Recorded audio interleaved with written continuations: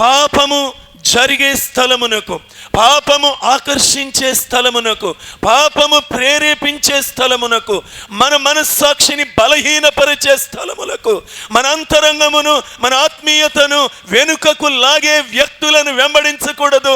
అలాంటి స్థలములకు వెళ్ళకూడదు.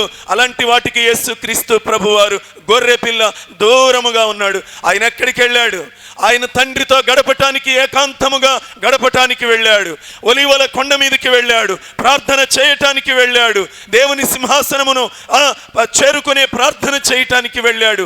ఎక్కడ అవసరత ఉంటుందో, ఎక్కడ రక్షణ పొందని వారు ఉన్నారో, ఎక్కడ అవసరతలో ఉన్న వారు ఉన్నారో అనేకులను రక్షించటానికి సువార్తను తీసుకొని వెళ్ళాడు. ఆయన వెళ్ళింది సువార్తను అందించటానికి, ఆయన వెళ్ళింది బ్రతుకులను మార్చటానికి, ఆయన వెళ్ళింది శాపగ్రస్తమైన జీవితాలను ఆశీర్వాదకరమైన జీవితాలుగా మార్చటానికి, ఆయన వెళ్ళింది శాపము ముళ్ళును విరిచివేయటానికి, ఆయన వెళ్ళింది ప్రతి స్థలములో నా వెలుగు, నా దీవెన, నా ఆశీర్వాదము అన్ని స్థలములలో ప్రసరించాలి అని ఆయన ఎక్కడికి వెళ్ళినా వీటినే తీసుకొని వెళ్ళాడు.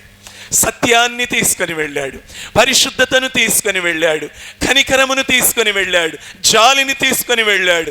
నీవు నేను కూడా దేవుని బిడ్డలముగా వీటినే వెంబడించే వారముగా మనం మారాలి. ఖచ్చితముగా మనం దేవునిని వెంబడించే బిడ్డలముగా మనం మారాలి.